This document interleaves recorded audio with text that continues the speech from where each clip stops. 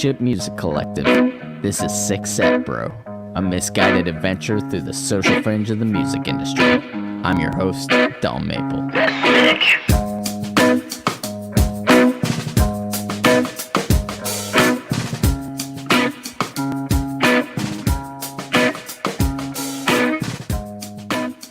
Welcome to Six Set Bro, everybody. Six Set Bro Live. Oh yeah, we're bringing the podcast to a live stream, everybody. First time ever. Yeah, it's a big moment, everyone. Thanks everyone who's here joining us. Take part in the conversation. We can see your comments. Yeah, it's gonna be great. It's gonna be the most interactive experience anyone's ever had in their lives. My name is Dom Maple. I will be your host. This is Six Set Bro, music and entertainment podcast. I'm joined by my brother. This way, I don't know. Sometimes you point on these like stream cubes and it doesn't work anymore, but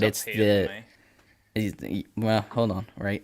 Dude, this how pointing. How was that for you guys? That countdown was intense, man. The countdown is intense. I felt very stressed, like starting the show. There's a lot of pressure. I don't like a countdown. We put a lot of pressure on it, and I will be over. Why is it the two guys that have been on stage playing music in front of because crowds this was me on stage as well.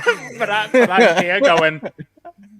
We never had a fucking countdown whenever we were on stage. Like it wasn't like, oh, up next is hit the B button.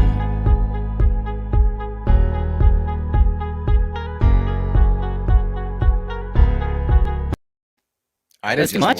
That's too much. I just laughed. That's too much, everyone. It's another tool you can use, Mike. No fucking way. Up next is hit the B button. See you later, guys. I know. Well, I didn't even, to be honest, get that far into the introductions here, and we're already derailed. Like I'm joined by my brother. He's over on some side of the cube. If you're watching on the YouTube channel, please subscribe. He's the one and only, the insatiable Money Mike. Cash register signed, and then the man from downtown, because he's definitely down. He's on the bottom row of the cubes. I'm definitely at the bottom. He used to be on the school board of California until he just recently resigned for accidentally talking shit on a Zoom call. It's the one and only Nandez. Dr. Nandez, the teacher. Professor Nandez. Whatever you want to call him. Yeah, we got a jam-packed show, man. We got to talk about a lot of stuff. A little bit. It feels like every week I'm talking to you guys about festivals. There's always like news on festivals, so we got some of that to talk about. Daft Punk, we got to talk about that. How Post Malone and Pokemon are coming together for a gig. I was hoping you were going to bring that up. There's a lot to get through. But I think more importantly, I need to start with the most important news of the day, which is that the new Spider-Man has a title finally. Which I don't know if you guys seen that. Phone Home. It's not Phone Home. It's the fucking, they were pranking us. I made the mistake of I stayed up late last night, and then I seen on Tom Holland's Instagram, he put up like Phone Home as the title, and I was like, oh shit, it's actually Phone Home. Like that was a joke everyone had for ages. And then I jumped the gun. I shared the post. I was like, oh, I can't believe it's called Phone Home. And then I wake up the next morning and see like Zendaya like put up what was her one called, Home Slice. And it had like an official logo as well. And then the guy that plays Ned, he put up one and it said Homewrecker. So like there are all these joke names that people have been like constantly trying to guess what the title of the Spider-Man movie is. So then they put up today, there's like a joke video of where they go to John Watts, the director, and like they come out of it and they're like, he gave us another fake name, he's still not telling us the name. And then like on a whiteboard in the back it has No Way Home official. Oh my goodness. And I don't want to get into some nerdy comic book breakdowns because that's not really what we're here for. But to me, it kind of feels like, is there a point to this other than just the joke? Is there like the whole multiverse thing going on? Is they're giving us like three separate titles, three different colors? Fuel it's a lot of fire, right? Yeah, meta commentary. 3 titles, 3 Spider-Men, 3 Spider-Men. That's what we're counting on. That's what I think's coming, anyways. Was Zendaya in the last one? No, Yeah, she's been in all. Yeah. was she? I haven't seen any of the new ones. So. Ah, dude, they're the best. They're the best. But you know what's not the best? Time to get real, man. Time to talk shit about the things we can't stand. Ain't nobody out there's getting a pass. Smart enough, dumbass. Gwyneth Paltrow is not good. Where do you go? Right, go. Where do I get my news from? Like it's. Carry on. Gwyneth Paltrow is so fucking Who weird. cares about Gwyneth Paltrow right now? But carry on. I'll tell you why I care about her, because she's spreading even more misinformation as if there wasn't enough problems in the world. For anybody that doesn't know, just go up and like Gwyneth Paltrow's fucking weird health company. What's it called? Goop or something stupid. I think it's called Goop. That's not even a joke. And she's into all these like natural healing remedies and all this crazy shit. So anyway, her latest random thing that she's doing is that she had COVID. She got the Rona. Sorry, Gwyneth. Hope she's okay. Hope she's all right. Hope you survive. But she's like going on talking about how she's spoken with her doctor, big inverted commas on the doctor, because I don't really believe it's probably one of these like hippie meditation gurus or something. And now she said what's helping her with her, she has long COVID apparently. What's helping with that is that she's doing like long COVID fasting. This is a quote. She said, "Everything I'm doing feels good, like a gift to my body. I have energy. I'm working out in the mornings, and I'm doing an infrared sauna as often as I can." What? Infrared sauna? Don't know what that is. And I don't think that normal people have those, Gwyneth Paltrow. I don't know, dude. It's just, do not, she's like going on these things and talking about this shit. It's like, don't encourage people to have COVID. Be like, yeah, don't eat. It's good for you. It's gonna help. Fucking the misinformation is absolutely wild. Not a million steps away from the whole bleach fiasco, like, is it? Yeah. You gotta Just gotta get some them- infrared rays in there. So go home. We love you. You're very See, special. You just keep them more popular. Anyway, carry on. What? Yeah, I'm keeping them You do- you do- popular? You're just keeping Trump going. He's doing exactly what everybody wants him Yes. to do. He's still in the news. I single-handedly am keeping Trump in the media with this podcast. Okay, sure. Look, man, I made that argument at the start. I said this whenever he got elected in, and I was like, there were so many late-night comedy hosts that thought it was absolutely hilarious. And I was like, do you see how much free media this man is getting? But it's too late now. We're done. We're done. He's out. Doesn't really matter. Yeah, he can run again, but he'll be old as shit. Although, Joe Biden. Doesn't seem to matter. But generally, other than that, I've had quite a happy week. I can't get angry. I've been off of work. My son literally took like what seems like a first step today. It was a very amazing moment. Absolutely loved it. I can't be in a bad mood, so that's about as angry as I get as Gwyneth Paltrow. Smart enough, you dumbass. Time to get real, man. Time to talk shit about the things we can't stand. Ain't nobody out there's getting a pass. Smart enough, dumbass. Ooh, always feels good to vent a little bit out, though. Always feels good. Me and Michael just Here. keep our anger in. Stuff it down, man. Stuff it down. That's a We won't healthy way to do express. it. Stuff it down. Stuff it down with Brown. That's whiskey, by the way. That's nothing weird. Nothing weird. We've got our first audience interaction there. Oh, John shit. Andrews wants to know what you're drinking.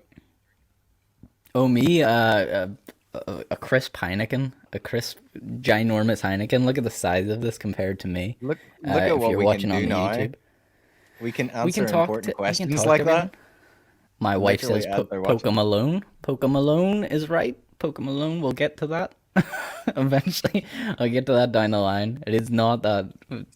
It's a little It teaser, a it little spoiler. literally doesn't matter, but I hope it keeps Was that everyone last hooked. week? Was that because I'm pretty sure I seen something about that last week. It was Hasn't happened yet. announced.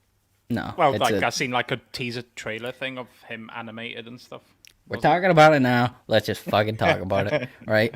I didn't Pokemon. derail it this time. It's goddamn it's- live comments. So go home. We love you. You're very special. Post Malone is doing a virtual concert to celebrate 25 years of Pokemon and probably the history's strangest crossover. I don't know why this is happening.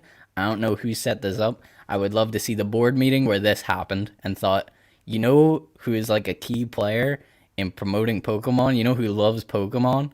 Post Malone. Let's get him and animate him to do a virtual show. What's he even gonna sing? Pokemon's for the kids? He'd be singing about fucking taking sleep medication and his drink. What is lean? He does the you put cough syrup in your. Let's teach all the kids how to make lean. Somebody look it up. I don't know. Travis Scott done the Fortnite thing. He did. He did. That's right. What did he sing think it- there? Did he sing a Just done, dodgy like, song? a- No. No, he just done like a censored version of a gig that he would do if it was in person. Oh man, I love a Animated him good. and stuff. I love a good rap censored version.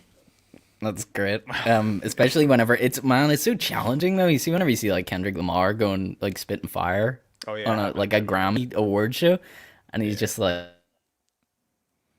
Yep. words with other words, and it doesn't make any sense at all. But Yeah. you know, good on him. I've never seen him accidentally swear on a show, so like whatever. Anyway, really, that's all the news about this Post Malone thing. It's a bit weird. There's a trailer on YouTube you can go and look up where it's like it animates him. So I'm imagining that the actual concert is animated, and if it isn't, I'll be so disappointed. But it's on Saturday. I think it just demonstrates that it's not just like bands around the streets that are dying for any type of live gig again. It's like, yeah, Post Malone's like, yeah, animate me, make me a Pokemon. Yeah, go for it. Whatever. Make me a Pokemon trainer. I don't know, man. It's a weird crossover. I don't really know why. I just seen that and I was like, what? Like it was one of those scroll back times. We need to come up with like a coined term for that. But it was one that made you go back. You were just like, da, da, da, da, da. And it's like Post Malone to celebrate 25 years of Pokemon with virtual concert. Sorry, what? And they go back. I was like, what was that? Had a stroke. Hold up. In more important news, the title of this episode is "Rest in Peace, Daft Punk." Sad times, friends. Sad times. I wonder, 30 did years I is still a good have run. It is. Actually, they're probably relieved that they don't have to make music again. No, It's like, I think I "Oh, still we have can my do this." 28 years or something. 28 years. I have my sad music. I forgot I had this. It's been good. It's been a good run, Daft Punk.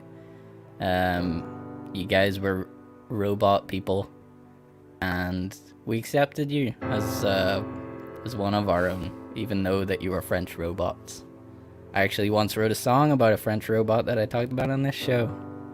Wasn't inspired by Daft Punk at all, but I just thought I'd mention that. Just because. Reaching out directly to you because I know you're big fans of the show. I know you watch all the time through your helmets. You know, whenever you see them at Grammy Award shows, everybody knows inside the helmet you're watching Six Step Bro live. Even though this is the first time we've ever went live, but you're always watching it with the CCTV camera that is in my home recording studio. I don't really know where I'm going with this joke, but yeah, it sucks, man. The Daft Punk are cool. Although, do you ever feel, has it gone too far where, like, you know, they announced their split and I was like, that was weird, like, whatever. Not that I don't care, but I was just like, okay, strange, kind of out of left field. These guys are splitting up, and then people are like, they were like the most influential artists of like decades past. And I was like, well, were they though? Maybe an unpopular opinion here. I'm not saying that they weren't, but like, yeah, they had some good songs, man. Had some bangers. I do think "Get Lucky" is probably like the perfect pop song, like pretty much perfect. Like the hooks, the chorus, the verse, everything is just a constant hook the whole way through. I remember hearing that in the car for like the first time whenever they were releasing this new record, I remember listening to it on the way back from band practice, and I just played it like the whole drive back, and I was like, man, this is gonna be big. Like, I feel like I'm good for. I know I sound like fucking record producer or something. It's just like, this is gonna be big, guys. We got something here.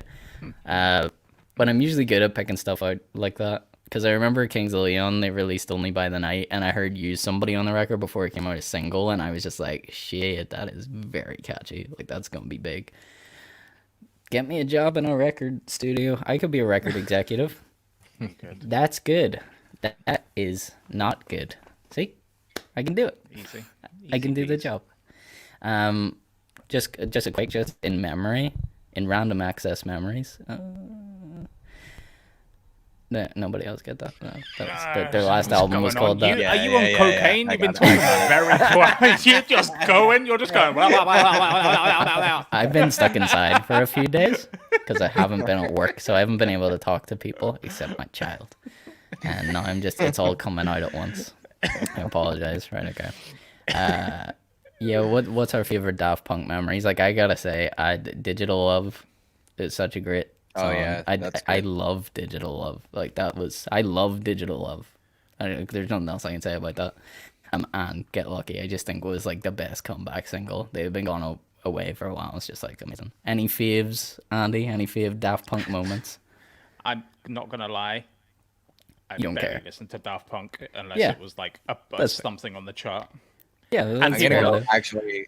actually really old school. And I couldn't even remember what the song was called because it was way back before I knew that Daft Punk were Daft Punk or like who they were or whatever.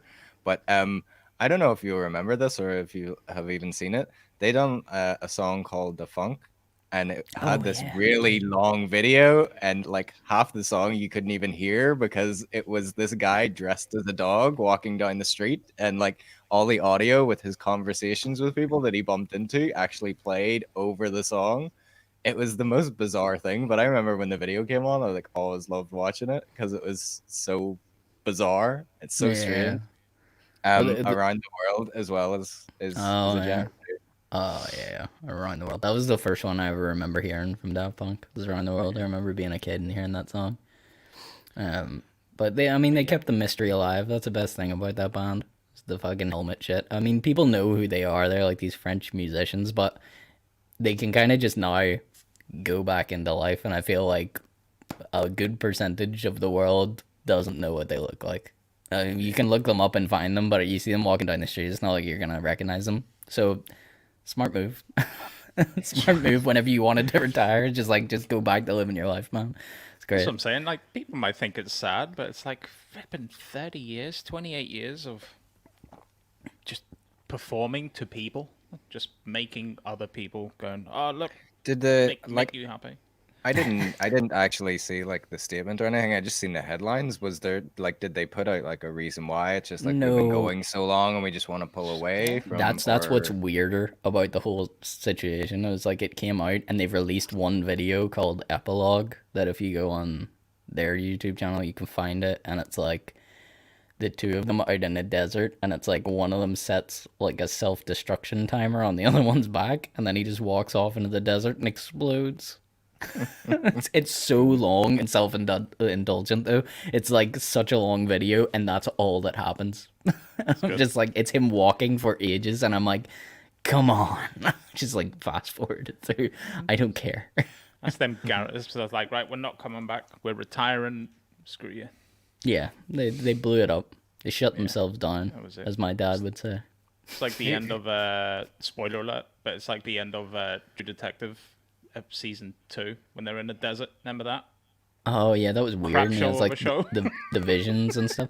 I hated that. True Detective season 1 was incredible, and then True Detective season 2 was just a bit like, I don't know. Did you still not? You're gonna tell me that you still haven't watched 3? I still haven't watched 3. Still haven't watched 3. You both need to, because it's back on form. It was actually incredible, and like Mahershala Ali is friggin' amazing, and absolutely anything that he's in, and he's gonna be the new Blade. So like, just watch it already and stop getting me to bully you guys into watching shit. There's too much Also, television. Mr. Robot. No. I know. True. I I feel need like- to watch Mr. Robot. You're right. Mike's asked me to watch Mr. Robot so much that I just resent him now and don't do it on These purpose. guys are all like, "Oh, I love recommendations for stuff. I like getting recommended." No, I will. I will. No. Did you watch No. Malcolm and Malcolm and Thingy? In the Malcolm middle? Yes, Malcolm I did. Yes, I did. Malcolm in I the was- middle? I Yeah, actually I love wanted that. Malcolm and Marie. to. It was incredible. Oh, Malcolm I in the loved middle. it. I thought you meant. I like Malcolm in the middle. Malcolm and Marie. Who's that? We already touched on it on last week's show. No, Stu doesn't I watch know what new it stuff. is. I know. It's Denzel Washington's son and Zendaya. Or Hey, Zendaya, respect. whatever. David David Washington. David Washington. What a And great Zendaya. name, by the way. Oh, yeah, I keep forgetting because we're live now. We have comments that we can go to. We can jump into the comments. It's Oh, there's Simon a Hart shitload. says, I was super sad when Daft Punk split. The whole Discovery album was my summer in '08 and '09.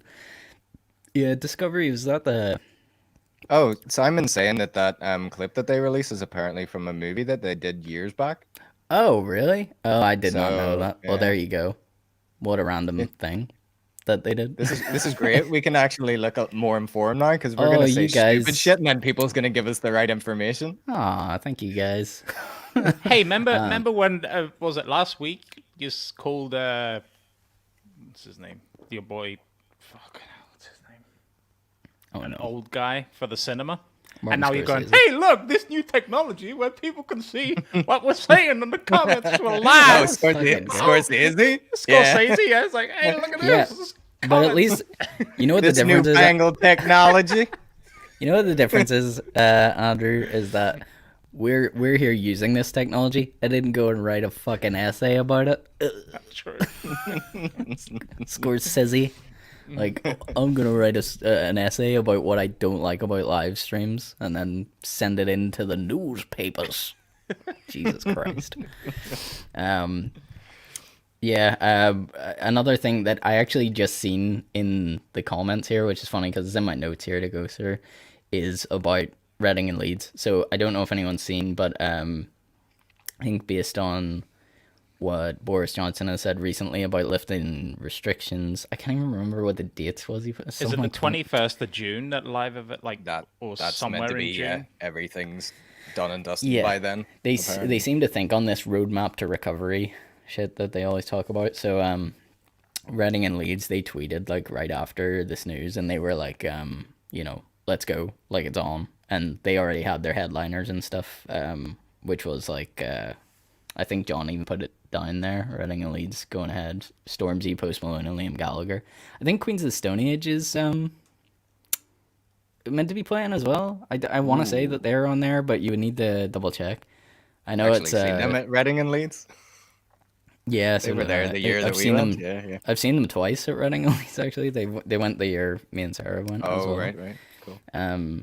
Which I think was the Like Clockwork album. I seen them touring that. I actually seen them. I've seen Queens of Stone Age way too many times. I seen them on the same tour because they did Reading and Leeds, but I also watched them in Belfast because they came here, and that was like the same tour at the same time for Like Clockwork promotion.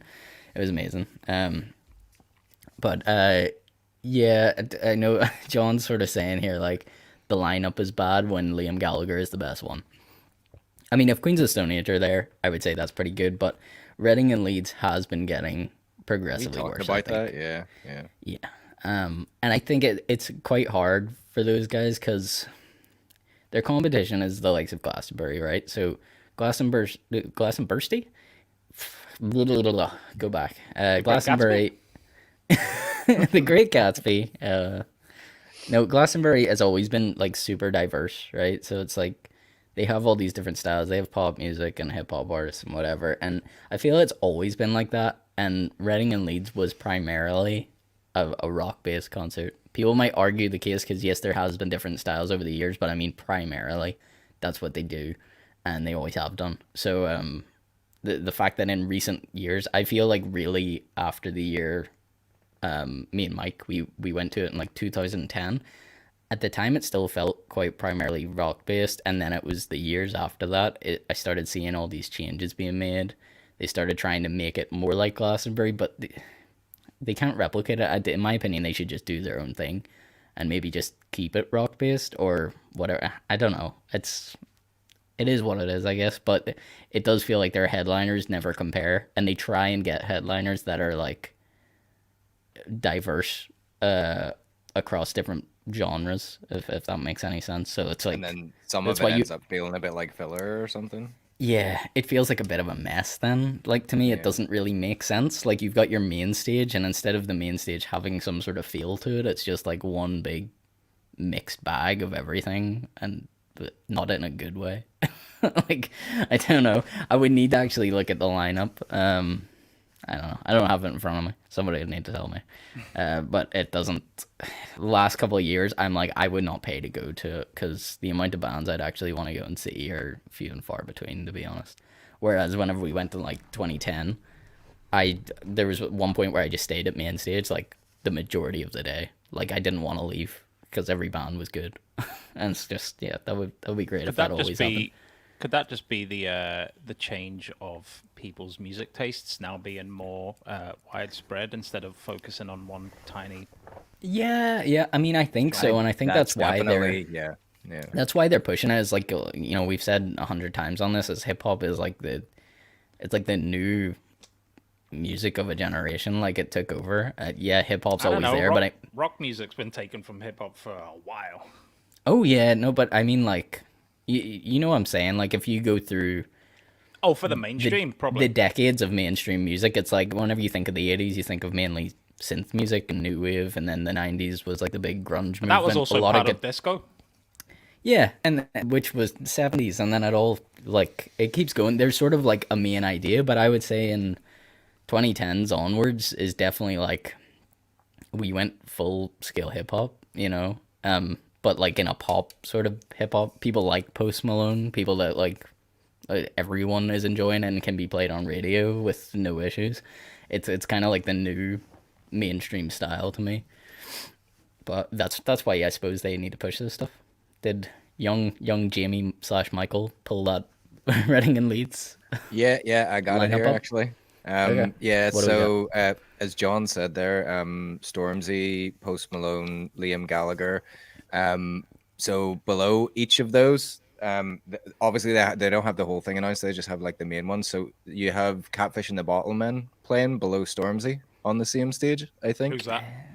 Catfish and the Bottlemen. They are well. I say they're popular, but I felt like they were popular like 10 years ago. Sorry Yeah, for any big fans out there. Put it this way. Whenever we went to go see, whenever we were at Leeds and Reading Festival last year, they were playing on the BBC introducing stage. Oh yeah. So now they're on the main stage because I actually watched them on the BBC introducing stage, and it was like one of those quite like I mean they were getting big at the time, but it was that one of those spread out crowds, if you know what I mean. It's like it was one of the smaller stages, and everybody was off kind of watching other things. And whenever you got there, you could walk straight up to the barrier and just lean on the front, even if you arrived late, sort of thing. But there was a lot of people milling around watching them, and it was a great set and everything. Like, but that was just them starting out, sort of thing. Yeah. Do you not feel this is part of the? Did you say that was the year we went in 2010? Then was that? Or? Yeah. Well, Right, well, I don't know which one of the years when we went. I can't really we went piece a it few all times, together. What It's a what was blur. headlining It's a that blur. time? Yeah, they all merge into one. It's like all I know. all I can ever say is I've seen this band or that band at Leeds, and it's like I can't remember which year it was though. I have to go back and look at the posters to see who was playing. at the Whenever time. like people like if I tell people I went to Reading and Leeds Festival, I'm like the only way I can explain it is like a couple of things that just jump up as memories, and it's like I remember first arriving and we had like we set up the tents in the middle of the night in the dark, I and tell then like that the story next all the time. It's the my next first morning impression of a festival. Like, yeah, like the next morning you get up and you're walking down the thing, and there was just like two guys both naked pushing each other like in a wheelbarrow. Like one naked guy was in the wheelbarrow and the other guy was naked pushing him, and they were just running through the middle of the thing, and I was like, oh, so this is So we're what here. it's gonna be like. Okay. And then a couple other moments was like I remember watching Phoenix Like it was the last night, and things Oh, that was things great. descend into chaos on the last night if you stay like for a while, which is why we usually try to leave early. Not to be super old man, but people just start going fucking nuts. So like we were watching Phoenix in like it was a tent, so it wasn't main stage, so it's technically inside, and people started a fire on the ground. They're like freaking like dancing around the fire, like some sort of tribal ritual. And then I remember we packed up to try and leave in the middle of the night, you know, so that we didn't have to go through traffic the next day because Mike drove. And we were like walking out, and people are literally like sword fighting with sticks in the woods, and like it was weird. It was just like, what is going on? I don't know. But these are the things Good that I times. constantly think Good of. times. Also, the guy that was the year we went and the torrential Kasabian? downpour. Yeah, Oh, no, no, no. no, Oh. no. The rain was like so friggin' bad. Like it rained the entire weekend, and the place was flooded. Everywhere we walked, like we must have had like calf muscles of steel afterwards because like the mud gets so thick, man. And Yeah. there's like this sand pit that we had set up beside, and like the water filled the sand pit up, and it started like going into our friend's tent. It's like because for some reason whenever we set up the tents, we try to set them all up so we be looking in a circle to each other, but for some reason our buddy Phil, being just even more antisocial than ever, decided to build his tent facing outwards so that he wouldn't be facing into the rest, which didn't really work then once the water started filling up the sand pit and like coming up the grass bank. It started going into his tent first. And he Woke up to like a body of water in front of Yeah. his tent. Yeah. So he had to come into I'm our pretty tent sure instead. there was some randomer like in a pool float thing swimming in Yeah, that. he was just yeah. I mean, woke I up the seen next people day and he walking was just by and sitting on an peeing into airbag. that water. I Yeah, seen that's- people peeing, and that guy was just swimming around, having a ball of a time. No, I thought you were gonna say about the guy that there was one of the years I'm we're on there. fire. And he kept singing that Consabian song, that one line from it. I'm on fire, but like screaming it like not even with melody, like a drunken guy would. I'm up, and eventually on the last night he lit himself on fire by accident. Yeah, which is absolutely hilarious. It's just, he was on the like thing It's like over karma, from us. bitch. He just kept talking about this song. He's like, I'm on fire. And it's like whenever he actually caught his pant leg on fire in the campfire, it's like, oh, I was like, he's actually on fire. That's hilarious. That's perfect end to that story. Which is my wife. Sorry, no, wait, we got to talk about fire here because my wife's in the comments and she's like, I nearly got set on fire at Leeds, and I was like, oh yeah, that happened too. I don't even think you guys were there. There's a lot of fire at Reading and Leeds. It seems to be the general consensus. A load of arsonists go to that festival. So many things. I think it was the year me and Sarah went by ourselves, and it was like Biffy Clyro were playing, and like this isn't how Sarah got set on fire, by the way. Oh, I seen that one. Just in case the I start talking trees. about this. Yeah, they had the trees set up, but then it I was was like that one. Yeah. they have so many songs where it's like they had pyrotechnics, and it's like for Biffy Clyro songs because the timing was like all crazy. It's like you just didn't know when a flame was coming, and it was like again raining like crazy, so we were really cold in the crowd, but it's just like one flash of flame and it's like I am sweating instantly. So it's like whenever they play like what's that song, Living's a Problem because everything dies, and it's just that intro where it's like it's like every time they hit like an open chord a flame went, so it's just like like flames just going in your face. But yeah, on our way back one time, Sarah almost got set on fire, my wife, because somebody like flicked a cigarette, like caught her sweater, which must have been made from kerosene or something, because it went up in flames. Amazing. But yeah, fucking good memories. But yeah, well, anyway, the point of that story is that it looks like that might be going ahead. Glastonbury, they cancelled too early. They might have been able to do Glastonbury, but I think they just played it safe, you know. We're gonna have trouble. No, we're not doing it. So I'm just seeing some of the comments here. We're gonna have trouble now. We're not gonna know everybody's tags and stuff, but I like somebody's just commented that's just what happens whenever you sing Kasabian. You just It just happens. Yeah. I'm on fire. Yeah, sorry, I'll get through this because we're getting sidetracked as we normally do. We use again. yeah. I'm here. I'm chilling. Andy can leave. I'm fucking. I'm waiting. Andy's like, remember the time we went to Leeds Festival? No, because I wasn't there. I've been trying No, to you talk just him into throw in going your again for years. You can come. You can Andy come. can go. Yes. You Yeah, can let- go and let I me- won't. You're gonna be the person that's gonna make me get like twist Stu's arm enough to go again. One I'm last first I will time. never, ever, ever go to a festival again. I don't think. I think I'm done. Yeah, I'm too old. I was about. Can't do Oh, it. it's not. I don't even think it's too old. I just think. Imagine when you were just saying that story and you were talking about a guy peeing in a puddle. Yeah, imagine doing that after you've had a year and a half of a pandemic. It's fine. Just wear your mask. Man. Be safe enough. That's the thing that people don't tell you too much of. You hear a little bit, but like really, the God's honest truth is the scariest part about festivals is the toilet situation, and people don't want to advertise that to you, but it is grim, and you will probably hold all bowel movements for like 4 days, which is insane. Just because you'll see Or- where you have to do it, and you'll be like, Just scope out the porta potties, and like they do have to get cleaned. So for the just cleaners. fly straight in after somebody's cleaned it. It's Wait still for the horrible, cleaners. but it's better See. than what it was. See, this year, the second you enter a festival, you might as well just have the coronavirus. You might as well just admit, Yeah. oh, I've got it now.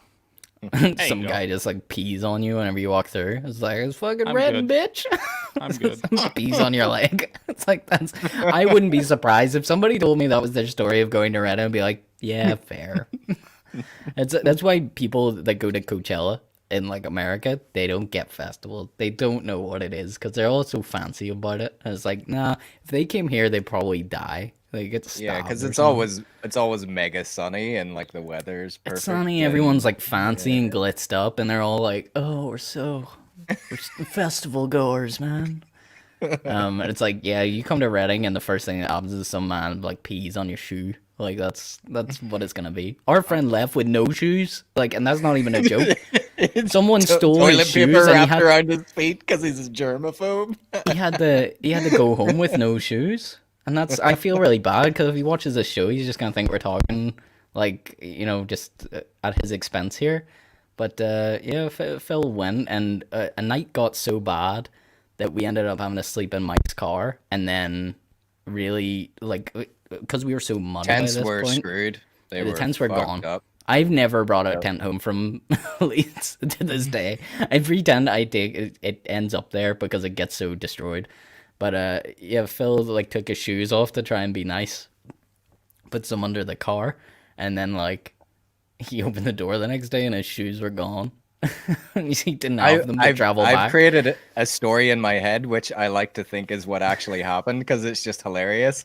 I like to think that there was some guy because they were obviously because we slept in the car and it wasn't overly comfortable. We were up very early again the next day, so the shoes were stolen from underneath a car in the dead of night in the pitch black because it was the car park at Leeds Festival, which is essentially just an empty field, no spotlights or anything like that. They have people directing you in with flashlights as you come in and stuff. So once they're gone, there's like no light whatsoever.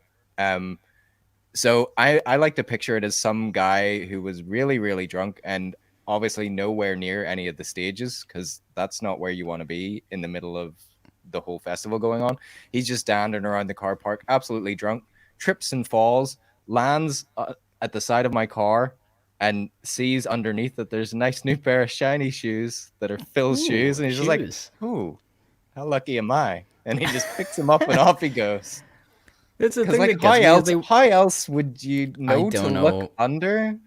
I don't the know how car? this would have happened any other way, but the thing that gets me is they wouldn't have been nice shoes at this point. He would have wore them for 3 days in the mud. Like, I mean, I don't who thought, oh sweet, free muddy shoes. Like, I mean, I don't know where they've been, but they're under this guy's car. Well, this guy but that I'm then- imagining is an optimist, so he was like, yeah, they're a little bit muddy, but whenever I get them home and shine them up, they'll be good as new. That'll be good as new. But anyway, the moral of the story is that you should bring a second pair of shoes because we had to go back on the boat in Scotland. In Stranraer, we got the ferry back, and Phil wrapped toilet paper around his shoes because like it wasn't just we had to stay in the car. It's like he had to walk around the boat. So he just was going around in his socks with toilet paper wrapped around his feet. It was weird. Can I just say, you were saying like Coachella's all sunny and people properly dressed and everyone's having a festival time. I would rather do that. Yeah. Go and listen to the stories that You're right. You are correct, my man. You are right. That is the festival to go to.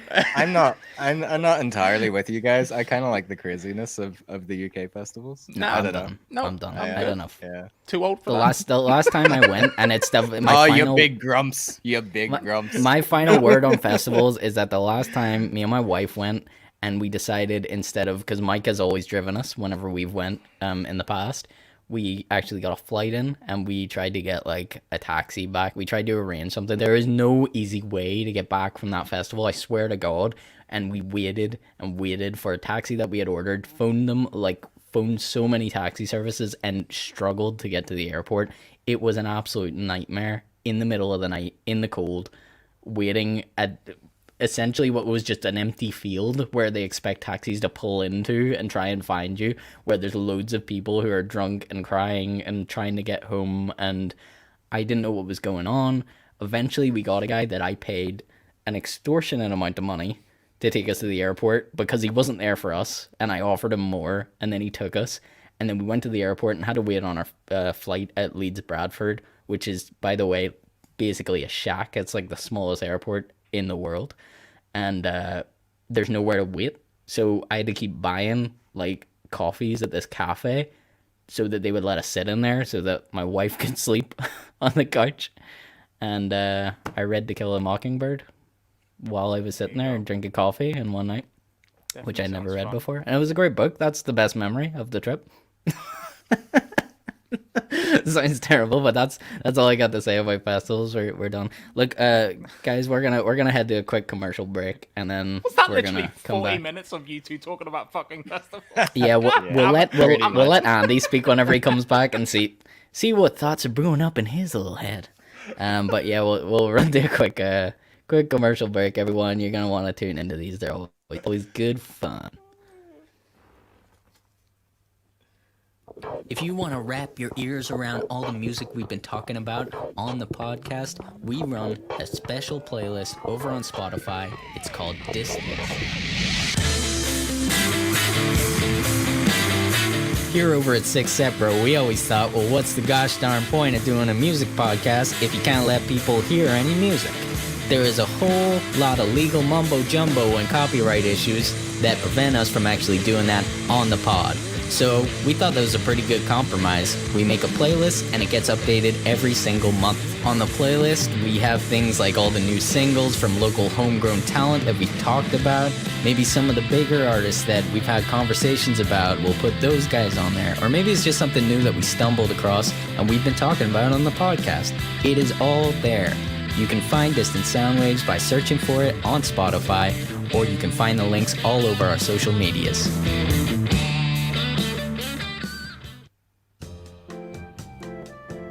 Hey there, fresh-faced creative in a youthful advertising demographic.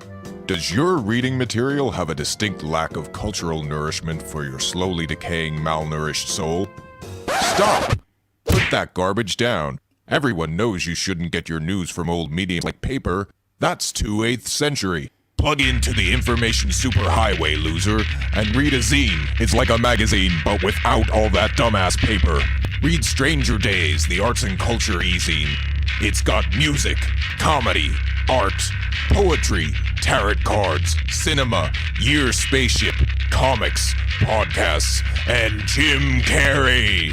Read Stranger Days now, because between you, me, and your trusty canine companion, we know fluffy cuddles and e-zines are the only way to push back the existential dread slowly consuming your every waking moment. Hold back the darkness today with Stranger Days. Available now at strangerdays.wordpress.com. Welcome back to the show, everybody. I gotta tell you, I'm feeling the pressure of this live shit. We're doing the show live for the first time. I'm rambling. It's literally no different to how we do the show, and I can't. You know what? I'm just not gonna talk. Andy, take it away. No, I'm joking. I'm joking. Right, Andy, it's your show. no. It's your show. You take What have we got? you take care of it. What have we got on the agenda? Post Malone. I don't know. Post Malone, Pokemon. I don't know. What were we talking about? Yeah. So this is the part of the show I'm actually pretty excited that we can now interact in real time with the audience. Like I think this is gonna be really cool. There's a segment that we do called the Big Question. We try and put a question out into the internet, and we get your guys' hot takes, and we try and discuss this sort of like big overarching question from a bunch of different angles. So we've got a good one this week, and the cool part is you guys can take part in the conversation in the comments, which is fucking cool. Technology rules. So screw you, Martin Scorsese. Ladies and gentlemen and children of all ages, it is time for the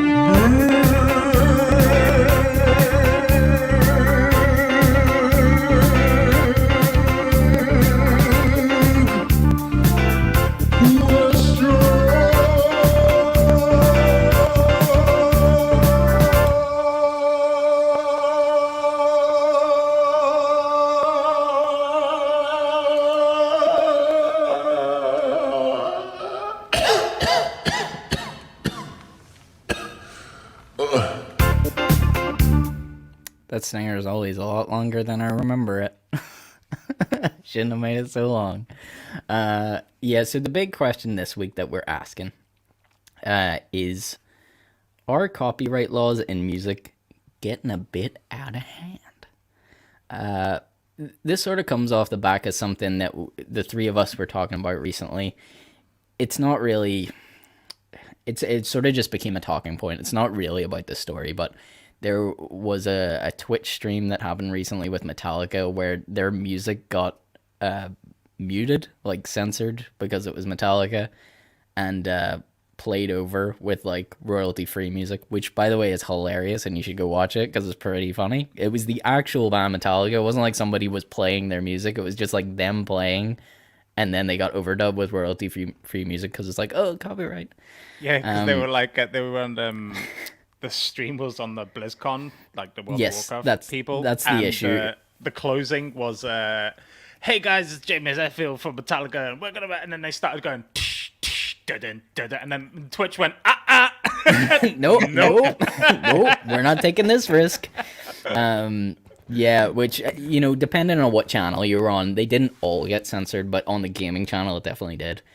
And this is where it's like, it became a talking point to sort of be like, do we think this is like, is it getting out of hand a little bit, the copyright laws? Like, obviously, they're in place to protect artists, right? And it makes sense that that's what it's there for. But I feel like they're pretty outdated, and they're a bit of a mess now. That's my take, which I'll get into later anyways.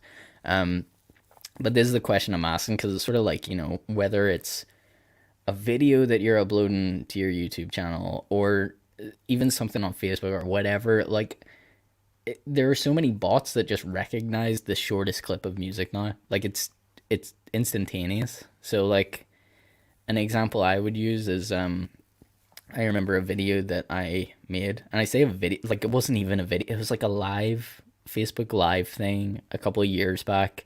Me and Mike were on our way to the studio to record something for Hit the B Button, and I was videoing myself, and the video got silenced because his radio was playing really quietly in the car. I wasn't trying to get music in the video, didn't try to do it at all, but it obviously got picked up by something, and they just like, nah, that video can't be up there. And I was like, what the, you know... I remember what it was too. It was the band Dive before they'd even actually gotten very big. So Yeah. again, like it couldn't have been a human on the other end of this. It was like a bot or an algorithm or something. It just went, that is music that exists and has been copyrighted. Delete video.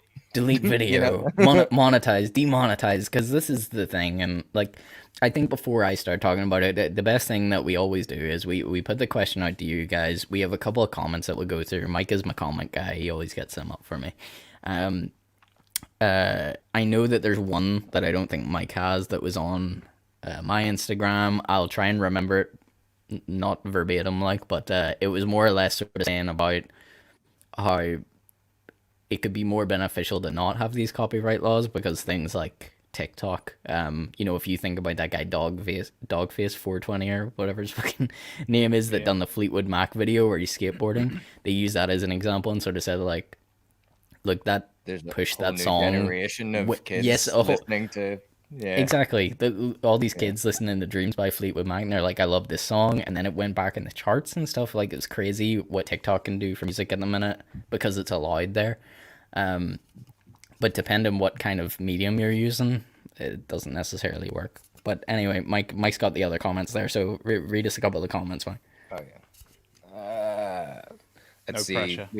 We got Simon Hart from RIR. Big up by RIR. Quite frankly, I think it's ludicrous 99% of the time in these cases. My experience with this is mostly around YouTube issues. Some of my favorite YouTubers do breakdowns of songs or discuss songs with a view to educating people and end up with dozens of copyright strikes. Who does that help? Robert Plant, lead singer of one of the biggest rock bands of all time? No chance. Net worth 200 million.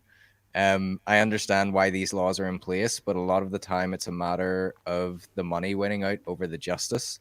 Now, before I move on to the second comment, I related to that Simon said there on a very much smaller level, in the fact that one of the very first Six Set Bro episodes that you guys did, I think it was even before I was doing it with you, but you guys done it with a band called Dahlia, with their full permission, interviewing them about their own songs, and yet still some random bot or something gave you guys a copyright strike, didn't they, for Yeah, playing their music, which you're they took trying to promote for them? Yeah, they took the video got taken down, and obviously they didn't know that would happen. And I still Yeah. don't. I didn't talk to them enough afterwards to realize what it was that happened. But it was literally the first episode of this podcast to try and promote these guys, interviewing them in a bar, used their song to play over a clip where we met up with them, and it's like, this video is copyrighted. You can't use this.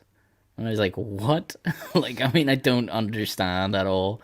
Like, just this band, like, from down the road that I'm trying to help push. And they didn't know either. And then they got it sorted afterwards. But it was just like, it goes to show that it's really not people on the other side fighting for it. It's just like an automatic thing now, I think. We'll get to that, because I think that is my main gripe with it, and that's where my main opinion of the whole thing lies. But I know it's a thing that really annoys all of us on this show, is that like all we can do is physically talk about all the great music that all you guys are making. We would love to actually be able to play snippets of stuff, but there's just so much of a worry there about, like, is it just going to take down the whole episode, which we've just spent like an hour and a half recording or whatever, and it just creates that, well, not going to risk it kind of attitude. But I'll move on here anyways. Ben McGee, he said copyright as a whole is woefully outdated, not just in music. It's important to protect the rights of creators, but when we get into the territory of people copywriting melody, then we might as well not have them. Those laws are supposed to protect creativity from unlawful distribution, not stifle it. He also said, new law says EPs are banned. That's from last So week's go show. home. Yeah. Which yeah. we might touch on again later in the shout out segment, because there's somebody I'm going to shout out who's just dropped 3 singles out of nowhere, and they're amazing, and I think it's really working for them. So I really think more and more I'm seeing that strategy seems to work for a lot of people. I'm done. I'm out. I So Andy, what are you playing this week? Right, so any basically- games, or we're just gonna turn this into a video game podcast? Okay, I'm back. Well, DMCA does go into that as well. So. It does actually, yeah. Which I'm sure is what you'll have to say on it. Like, I suppose we'll start with Andy. What are your thoughts on the topic, my man?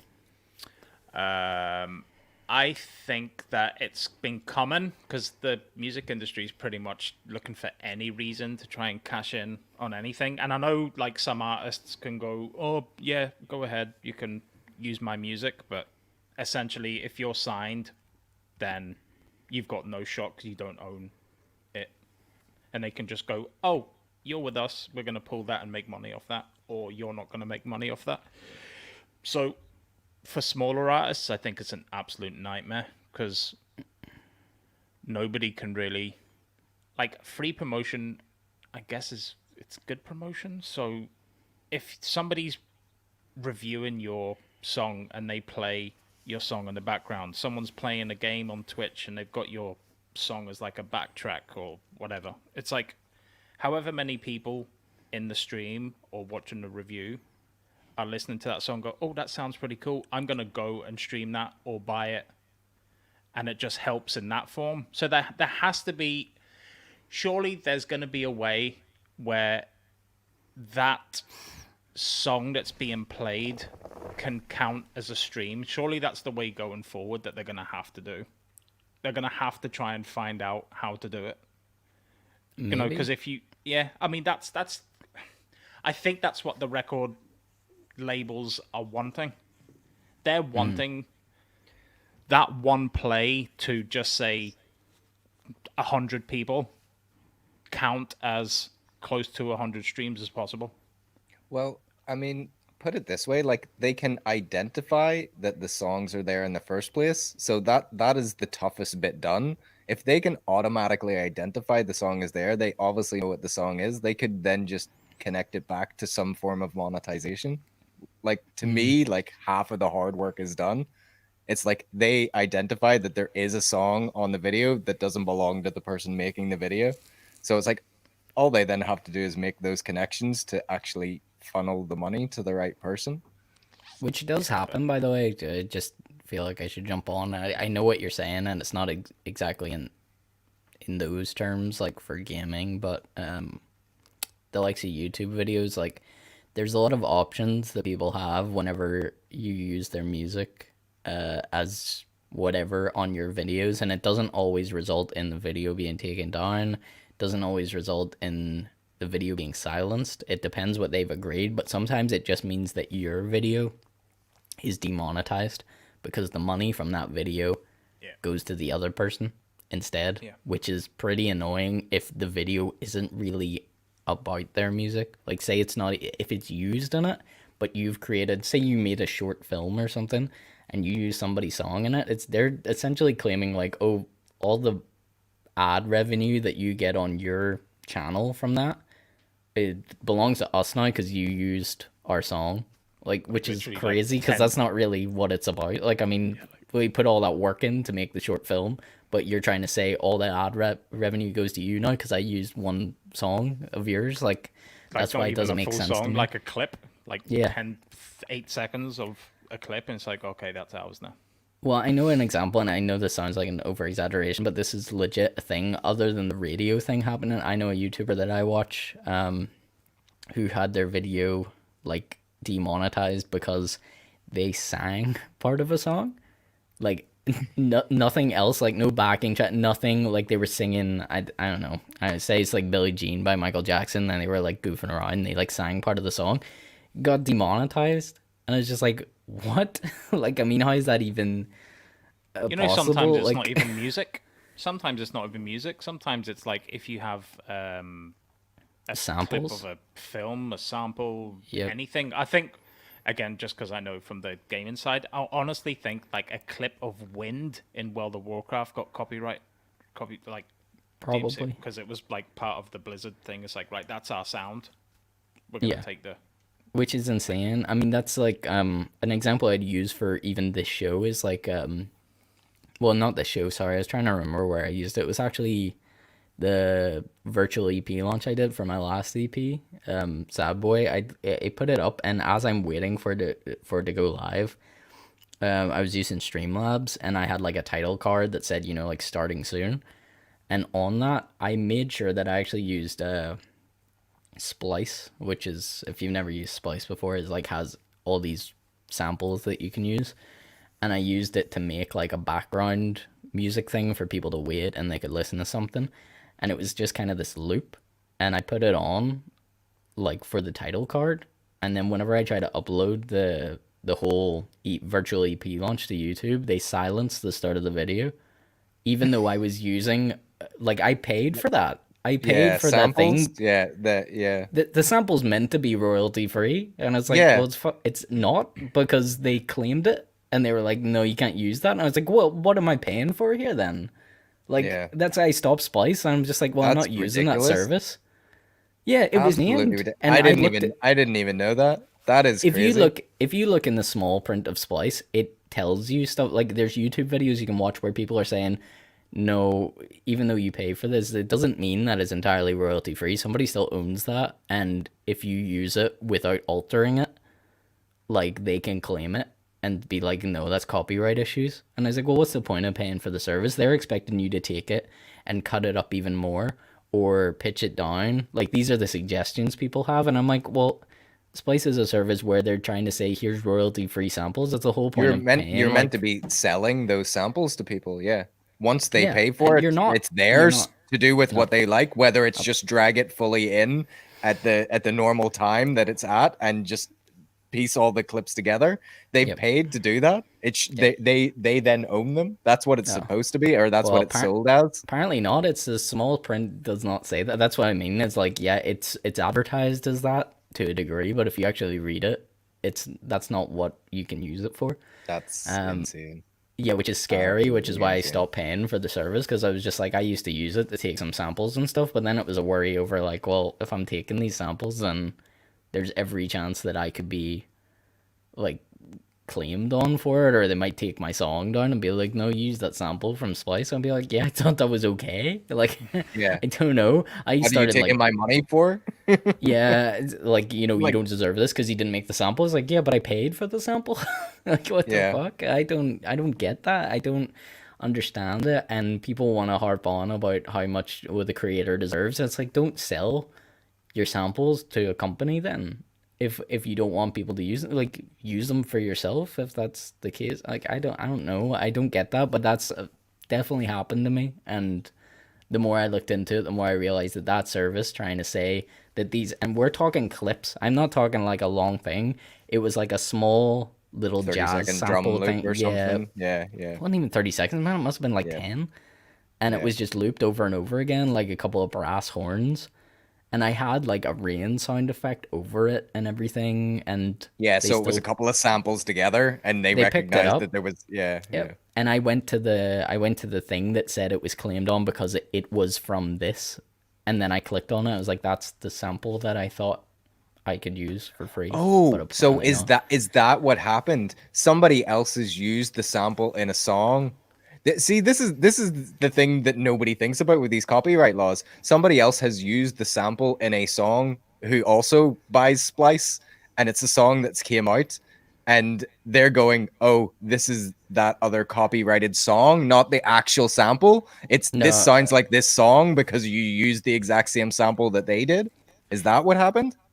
No, but I mean, I understand how that could happen as well, which is a whole other The issue future with of it. music is like Yeah. everybody's just using samples from the same pool, from the same Yeah, service. which is part of the problem. So no, it was actually, whenever I played it, it was just the original Oh, it was just the original sample thing, and I was caused like, the they must have problem? cut a small sample out of this instrumental or whatever. So yeah, it got called up, but yeah, I'll not dwell on it anymore. But I'm just like, that's where I'm like, okay, this is going too far to me. Like, and it's the problem I have with a lot of it, because I think whenever it comes down to it, you're kind of like, how does it benefit the artist? And I think that's the biggest question whenever it comes to this whole copyright thing, because like Simon said in his comment, it's a bit like, who does benefit off of it? Like, how much money does Robert Plant make whenever there's a copyright claim on using a Led Zeppelin song to talk about a breakdown of a Led Zeppelin song or whatever? Something that the person who has took the time to break it down has probably absolutely adores the song Loves- and yeah. is trying to make more fans out of it by Yeah. introducing people to something that they loved, then taking the time to break it down. And it's like, nope, get that off the internet because we're trying to protect Robert Plant's Yeah. fortune. But even like, What? even if they, yeah, they might not take it down, but then it's the whole thing of like, you can't make money off of that, but we will. But it's like, does Robert Plant know he's making money off of it? Because I bet it's pennies. Like, I bet he doesn't care. But there's a company somewhere that's making money off of it. And that's the scary part. And I think that's what it comes down to is the companies just raking in pennies from a lot of different places, and that's what they want, I guess. I think that's the issue, and that's whenever I'm like, you're talking about stuff like streams, and could artists get paid for streams for using it on a certain platform like a video game or whatever. It's like streams are so worthless, like monetary value, they're so worthless already. And the minute they try and make it like more financially viable for the artist, the more the services go up in monthly cost, and then people stop using them. So you're kind of stuck in this constant loop where the unfortunate answer is that music isn't where you make your money anymore as a musician. And I'm sorry, but that's, to me, that's the truth. And certain people have been saying this for years, is like, you make money off of merchandise and touring and so many other ventures of you becoming a famous person, but actually selling the music doesn't seem to vouch for much anymore, because it's digital. There's no physical representation. Like, you can make CDs, you can make vinyls and stuff, and yeah, you sell some of them, but I mean, in the grand scheme of things, it's all digital, which doesn't cost money. It's like people are not willing to pay a lot for an MP3 file of your song. Like, what's the most you pay? Like 99p or something. And that's whenever people are paying full price. If everyone paid 99p, it'd be great. But then once you go to a streaming service like Spotify, and they're trying to give you all this music, it's like not point one three, not point not Something like one that. three pence or something per stream or something crazy. It's not even a penny per stream. So I don't know, because I think I could be wrong about this. People that use certain services probably know better than me, but like, I probably just got paid my annual salary from my distribution company for all the places that stream my music. I didn't see any effect on my bank account at all. Like, I mean, I just don't, like, I can't even tell you if I had it or not. I don't know. It happened one time and I checked back and I made like £20. I was like, oh, cool. Right. Awesome. Year worth of work. £20. Okay.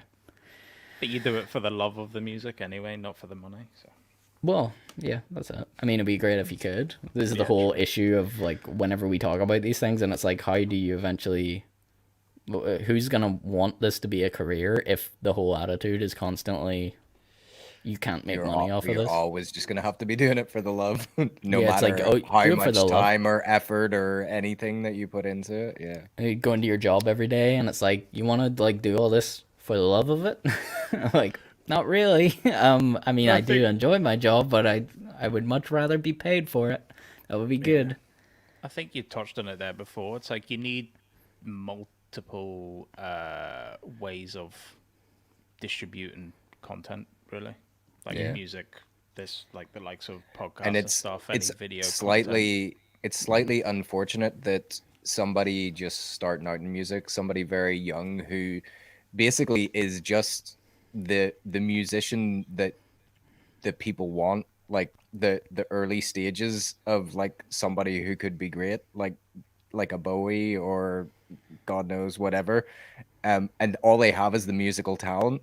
It's such a shame that somebody that young just starting out has to think of all these other things Yeah. at the same time. It's like at the end of the day, they're just a musician, and maybe it's just what they're very very good at and what they're born to do. It's like, and then all of a sudden they have to think outside of the box of all these other crazy things that they need to do, because nobody's going to actually give them a living out of the talent that they have.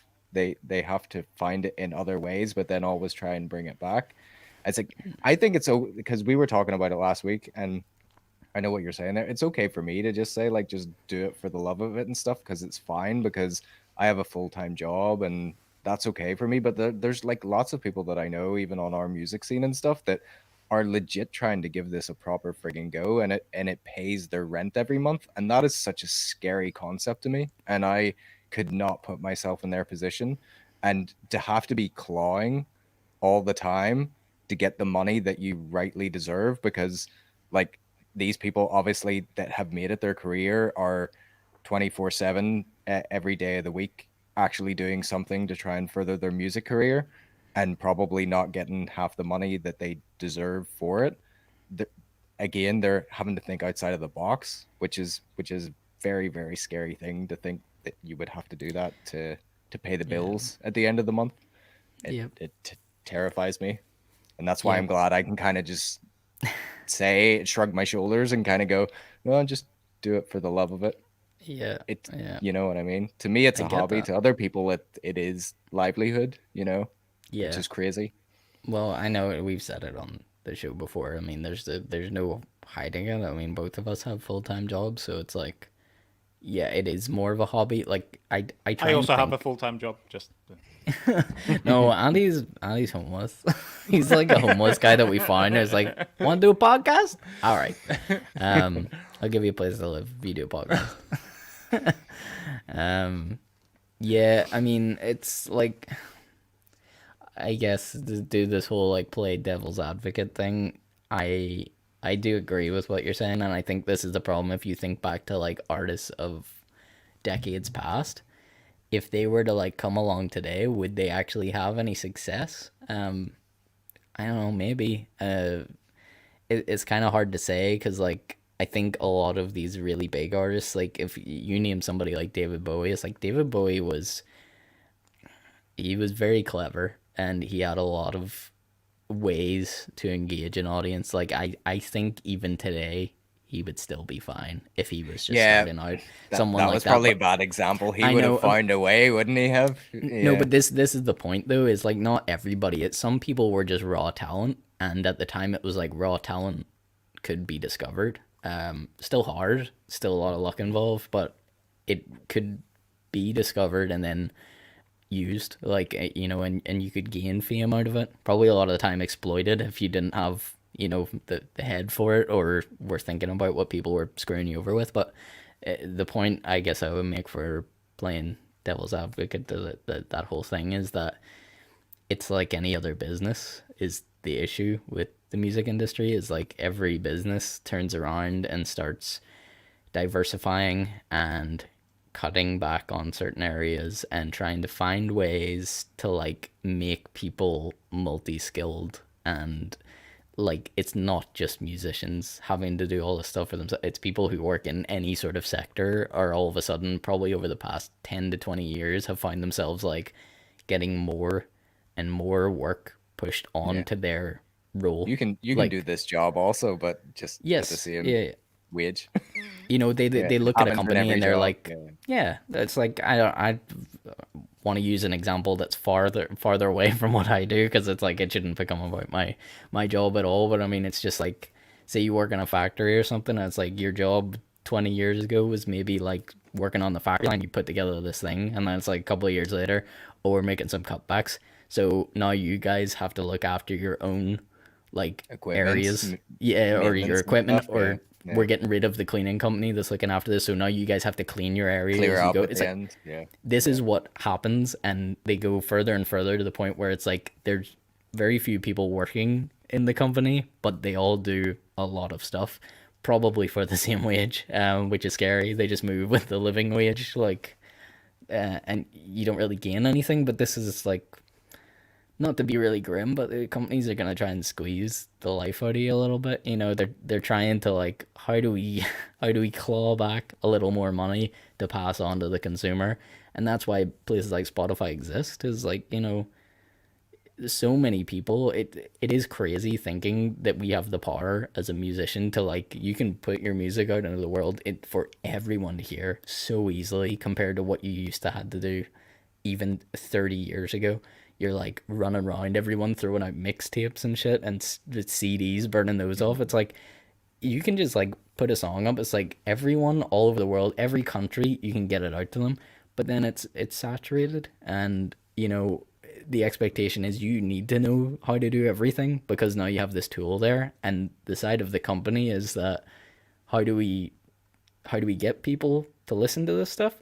By making it cheap. And that's what it comes down to really. It's like it's cheap for people to listen on the likes of Spotify. So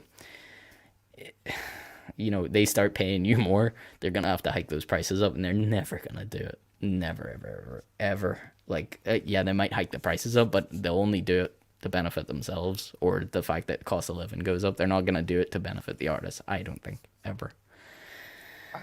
Yeah. But also, to that's bring light to depressing. it, just don't. Yeah, Yeah, don't, sorry. don't end on that shit, dude. Damn. Life is But also- misery. Shut us down now. Shut it all down. Life is And also- misery, everyone. Put your music out. Let people listen to it. Someone's gonna listen to it. It's like this guy called Dude, Harris. send it to Harris- me. I'll listen to it. Whoever out there, put your music out, send it to me. I'll listen. Well, listen. There's a guy called Harris Heller. I think I've spoke to Stuart about this guy. He literally he started doing vines when Vine was a thing, and him and his missus done vines. They were like one of the biggest channels on Vine. Then Vine shut down, and they had to restart again. It's like, so he started making music, and he put his music up on Spotify. He owned it, so there was no like record label or anything. He let people use it for streaming. He let people use it. It was royalty-free music, pretty much. And now he's like, because I follow him on YouTube and stuff, he lets streamers use it. He's got different playlists. He makes tutorial videos for streaming equipment. He has a record label now. He's building his own studio. But all of this took like, when was Vine? 7 years ago? I don't know. Yeah. Well, You know? how long has Bobby Schmurder been in prison? Because that long? Anyway, don't get me started on Big Sorry. Bobby. I yeah, literally, dude, I swear to God, this is not a lie. I just scrolled past Bobby Schmurder probably trying to log into Vine right now on my know, be like- Facebook. What happened to Vine, everyone? Literally just scroll past that. That is a weird coincidence. But now, yeah, like he's got and I was saying for Stuart and even Mike, when you're making music and stuff, like let people use, because obviously you would own it, like let people use it for anything, and it gets your music out there. And like I'm looking at his monthly listens now, and now this is in the last video that I seen him talk about it. His music is now the lowest form of income he has. But it was also the start of his income and Yeah. the highest. And now with everything else that's come from this music and letting people stream and then eventually like gaining popularity and stuff, this is now his lowest form of income. So he kind of doesn't even need it. It's just there as a thing to just keep ticking. Yeah, But like yeah. he's getting his Spotify monthly listens is like 500,000 monthly listens and like 1.2 million songs and all that stuff. I'm just looking through it now, and that's literally just because he puts it out there for streamers to use. And he's like, "Go ahead, use it. It gets me out there," and then his name gets Yeah. out there, and just like, yeah. But And he's another one that does like music tutorial videos. I think he has a record label. He puts out music himself, like a band and stuff. And yeah, No, I totally agree. I mean, I would do the same. Like, I mean, I don't have issue with anybody using my music. I mean, let me know in case there's anything I have to do, because this is the worrying thing is, like, you upload your music and it goes through a distribution company or website or whatever, and you upload it. It's like, sometimes you're not really privy to, like, what bots are in place to do certain things. It's like, I don't really know, like, if somebody uses my song, will it be picked up? Like, I'm not sure, which is weird that I don't know that. I Which probably is should the know that. hilarious thing, like, as an artist, it's like, I want people to use my music, and then it's like, but they try to, and it's like, there's some middleman or company going, no. No, like, gotta get them what? pennies. Yeah. Yeah. Yeah, man, I don't know. I think it definitely needs readdressed. I think people need to look at it, and it's such a what's the word I'm looking for? Counterintuitive thing is like for think the musicians to main- have more success, they actually need to take away some of these copyright laws and make it a lot more flexible. I think there will be more success in music from doing that, but it seems like you're stripping them of money. But I think my bottom line is that I don't think there's really money to be made in selling music anymore. It's if I have to talk in business terms, you're selling a product, so you're selling the person, the band. People hate the idea of that, but I'm sorry, if it comes down to making money and that's what you're talking about, then I really do believe that. I don't think if you think just selling your songs is gonna do it. It's not. Like, I just don't see There's that no- happening. There's no money to be made if there's a record label behind, a big enough record label behind you. Yeah, that's not And, gonna you know, happen anyway. It's like they'll maybe fund you to go make the record, but I mean, good luck making anything after that. It ain't gonna happen. It's everything else that you do, and whatever, you know, once you have a platform and a name for yourself, it's the ventures you go on after that. Like, you know, one person I always talk about, just because like I was such a huge Blink-182 fan back in the day, and I used to follow, is like Tom DeLonge was saying about 20 years ago, he started up that thing Mod Life, which was his website at the time, and he was constantly pushing this thing about giving away music for free, which is what he eventually did whenever he started Angels and Airwaves, because he had this same belief, was that there's no money in music once we start going digital here. He started like releasing the Angels and Airwaves albums for absolutely free, and he tends to still do that now. It's like you can download them. It's not even the fact that it was streamable. It was like you download the full record for nothing. Because Did Radiohead do that? maybe, I mean, thinking- there's some Yeah, people like that they've realize done this. pay what you want stuff. That's Pay what what it you was. want, Pay yeah. what you want, Yeah. Which is another way to make money, because people are willing to donate who have the money to spend. This is the whole point, is like you have somebody who doesn't have enough cash and you're their favorite band, and you're like, well, you can't listen to our...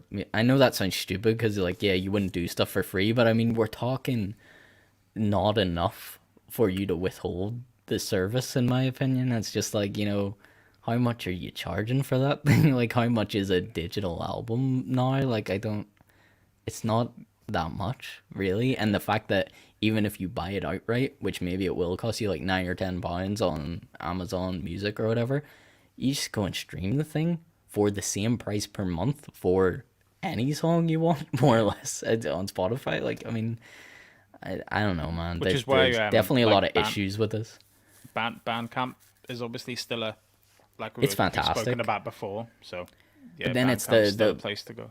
You know, the problem with Bandcamp, it's not a problem. They do everything perfectly, but one, it's lesser known by people, and two, it's like some musicians they feel like the only way to push their Bandcamp sales is to withhold their material from everywhere else. So it's like, you know, you have a record coming out, it's like, I'm not going to release it on streaming platforms or Amazon Or have it Music on like a any of delay these or other... something. Yeah. Yeah, it's like, we're going to release it on Bandcamp first, or else Bandcamp altogether, and you have to pay this amount of money. Yeah. And it's like, I don't know if that's the answer either, but sorry, Mike, you were going to say something. Oh, yeah, I don't know. I can't remember. Oh, But so- record labels, stop this DMCA stuff, because you're ruining artists' chance to get heard, and that's the freaking problem. Yeah, I agree. And I think there's volumes to be spoken in the comment I said at the start of this on my Instagram about that guy. Now, I know we're talking a big man like Fleetwood Mac and that Dogface video where the guy's skating down the street with the fucking ocean spray cranberry juice. But, you know, there's a reason TikTok is so huge. I mean, it literally can make a song out of nowhere. Like, what was that? What's that last song that's going big at the minute? Bus It or something? Bus It? With that, like, Bus It challenge or something. Oh, yes, It's all about the fucking challenges in the States. Like, That's I mean, what people love a record challenge. labels, 100% record labels are paying TikTok to put their songs on there for them challenges to Yeah. be sure. But Look that's at what they want it. They want it to happen. what was the Drake one where he Are you talking It was about like- the fucking car thing Oh, yeah. that had everybody like walking outside their car as it was driving? there was They yeah, got there was accidents. that, you know, and it's like that like And he had that the was, 2C slide as well. 2C slide. That's Oh, what it right, was. right, right. Like that was literally a TikTok song. He made that because he knew He did. like, He did. And there was- he there was, he like, a approached viral- somebody to make the dance for him, which sounds so Exactly. dumb because the dance is like the stupidest thing in the world. But he actually went to somebody to be like, he wanted a dance for this. So the guy's called Tusi. So that's why it's called Tusi Slide. But like, yeah. you know, he made that for that because he's like, that's going to make the song big. And it did. You know, this is what happens. And unless you're willing to move with it, it's a bit difficult. So everybody that releases music, have a dance to it, is what I'm saying. Well, but even or a Oh dear challenge. God! Oh dear God! but no. it even Everything it even, should be a challenge now. it even Why ruins does stuff. everybody have to ruin everything? I don't know. Honestly. It even ruins stuff like when you watch playthroughs, like again, me going back to like Twitch and stuff, when I was watching the Spider-Man Miles Morales playthrough, and I was watching a guy called Maximilian, and he had to mute the game This at the is beginning. the weird thing. It's actually becoming an option in games now, is it not? Well, I don't know. He literally muted his stream because he didn't want to get into trouble for it and get his VOD taken down. So entertainment purposes is like the entertainment's gone because he was just like, this is streaming in 2020 because obviously it was last year, and he's like, we can't play music anymore. So the entertainment factor's gone because some record label wants to pull every single bit of money essentially from the artist as well, and popularity and any sort of notoriety that artist can get. I could be wrong here. I don't know if it's Cyberpunk or some other game, but I'm almost sure that I have seen or read about this recently where there's a tick box in the options menu of the game to automatically mute copyrighted music. It's like, if you've bought the music to be in the game, expect it to be streamed by gamers. It should not be a thing. It's like, if it's on the game already, it's gonna be on the internet, or like, I don't understand. I know. And I would say that really, whenever it comes down to all this stuff, I think the scary thing is if you were to ask most artists, like, no matter what the status, most of them would be fine with you using their material. I think 9 times if you out got of to 10, the you'd be stage fine. where your music is on a game that has been as big as Cyberpunk or something like that, it's like, you want your music on that game. Yeah, You they're want happy enough to do people it. who enjoy that game to play it's your the music while companies. they're playing the game. And Yeah. that you also want them to stream it to other fans of the game who might also like your music. You know what I mean? It all follows. So why are you automatically taking stuff down or away or demonetizing things? Do you know who's doing that now? Mike Shinoda is making albums now for streamers to play whilst he's streaming, really? which is mental because I've been watching him stream for about a year now, and he does music, just like Kenny Beats does in the caves too. He's just Mike Shinoda from Linkin Park. Linkin Park. Yeah.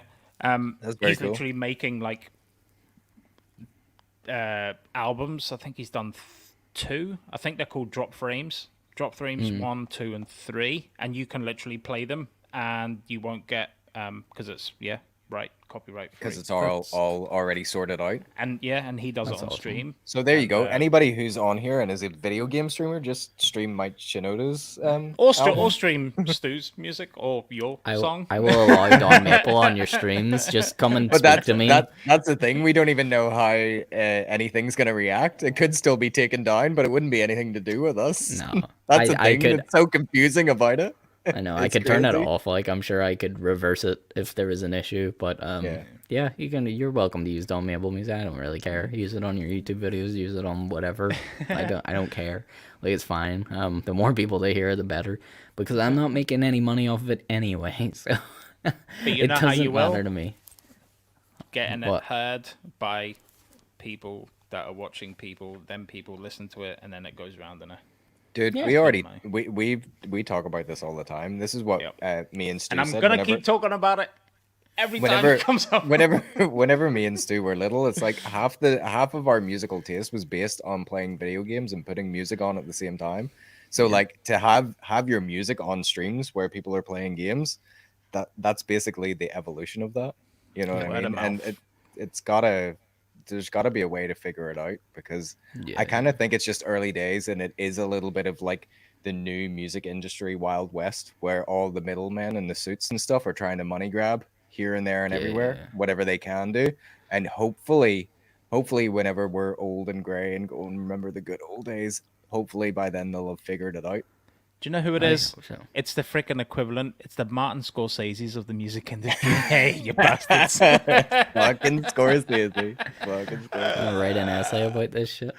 Right, okay. We'll not push it any further. We'll jump onto the shout out segment before we wrap up here, guys. But I'll even say now, I thank you everybody who's been in the comments and who's been watching live. It's amazing. It's very cool to do this show live with everybody. So we'll jump over to the shout out segment now. We got a few people for you.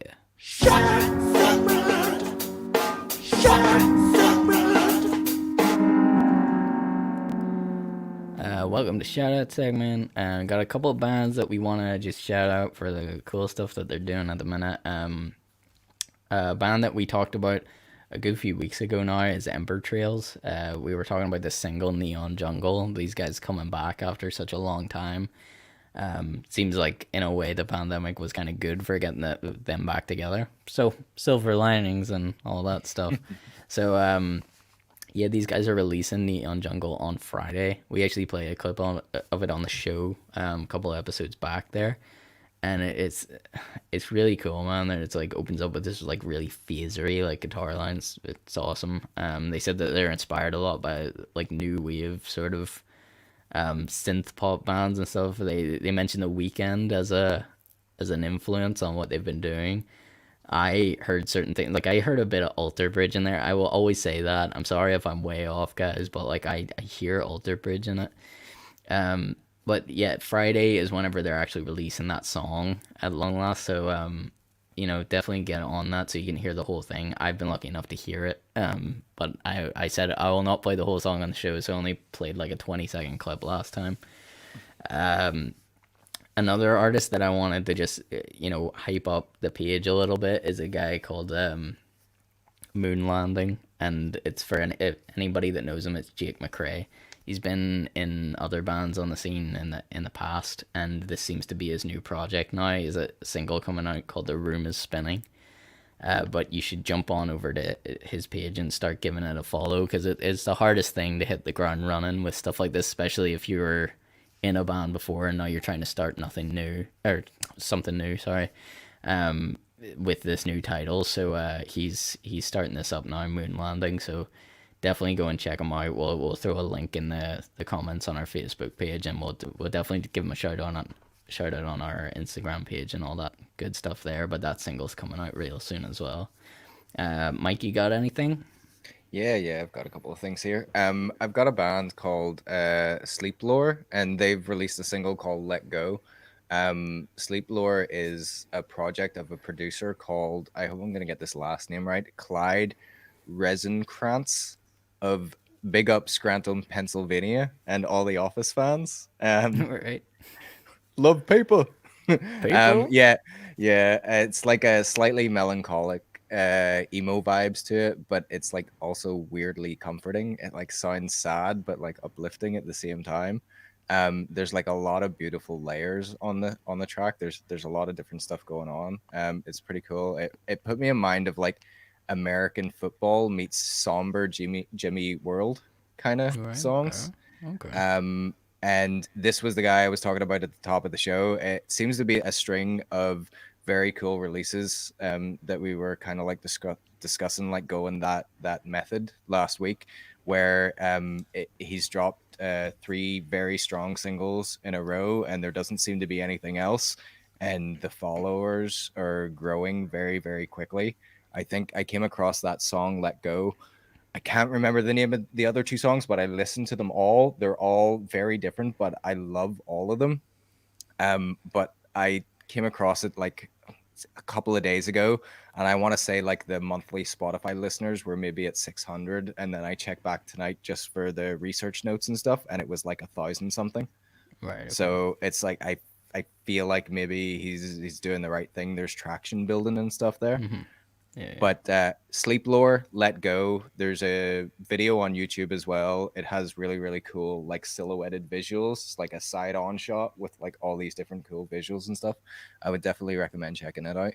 I wanted to mention then Animal Boy that we talked about a couple of weeks ago on the show. The Jim Carrey band. The Jim Carrey band. That's the one. There's a lot of Jim Carrey going on because Stranger Days had like this whole random article about Jim Carrey too. I feel like there's been a lot of Jim Carrey talked about recently. Oh, I miss Jim Carrey. Gotta love him. Oh, it's not like he's dead, Mike. I know.